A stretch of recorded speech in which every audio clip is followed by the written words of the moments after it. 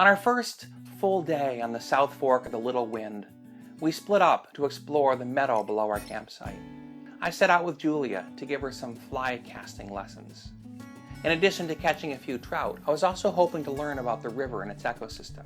What was the population balance between brook trout and cutthroat? Where did they compete? Did they occupy different niches? What did they feed on? What insects lived in the stream and when did they hatch?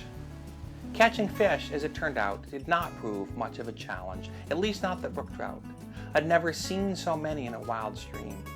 Their bright red and yellow spots set off against their dark green sides made them easy to recognize.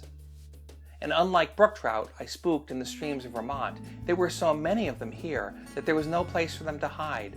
In places, it was like looking into the raceway of a fish hatchery. Finding cutthroat, on the other hand, proved to be a much greater challenge. Landing one on my third cast the previous evening turned out to be a fluke. Several different strains and subspecies of cutthroat trout are native to Wyoming, Montana, and northern Colorado. The long-standing scientific wisdom is that between 15,000 and 10,000 years ago, at the end of the last ice age, cutthroat had worked their way up from the Pacific into various headwaters of the Columbia River system. As the ice receded, they crossed divides and began to colonize new watersheds, the Great Basin, the Colorado River, and also rivers on the eastern side of the Continental Divide, including the Yellowstone. Cutthroat that made it down the Yellowstone into the Missouri River eventually found their way back up into the Wind River, though not quite into the highest waters in the Wind River range. Although some new evidence suggests that the original colonization of Wyoming may have come north from Mexico rather than south from the Columbia River, the basic story of colonization remains the same. They would travel down the main stems of rivers and turn up new tributaries, continuing upstream until a barrier blocked their progress. As populations became isolated, the different unique strains of cutthroat trout emerged. These high lakes and streams of the Wind River range, many over 10,000 feet in elevation, were above waterfalls and beyond the reach of migrating trout. Many of the lakes were rich with some types of aquatic life, but devoid of fish. However, in 1931, in hopes of improving the fishing for the fish camp he'd opened the year before, Finis Mitchell began stocking the waters of the Wind River range by horseback, with a haphazard mix of different species of trout, golden trout, rainbow trout, brook trout. The whole process was a wild experiment, and the experiment is still going on. It certainly yielded rich results for backcountry anglers, though we may never know the full environmental impact. One thing we do know is that the widespread introduction of non-native trout across the Rockies, from Colorado up through Montana, was devastating to the native cutthroat trout. Their genes were diluted through hybridization with rainbow trout, they suffered from competition with brook trout, and they were consumed by lake trout. Here I am now, nearly a century later, trying to catch some of Wyoming's native cutthroat.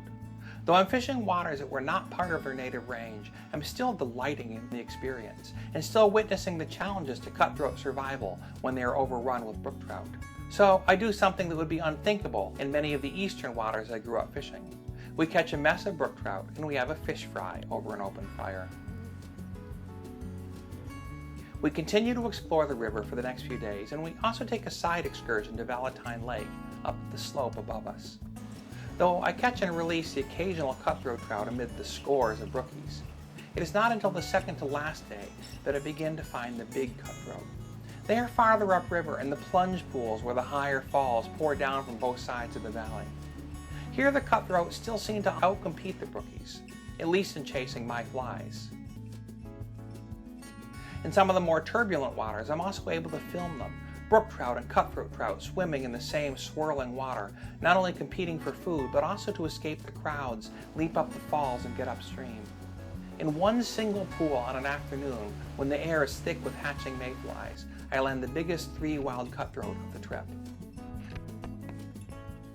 After 5 nights, Jesse and the other wranglers come to pick us up. We ride back over Bear's Ear Pass to Allen's Diamond 4 Ranch, shower, and feast on some good cooking at the ranch with a few other guests.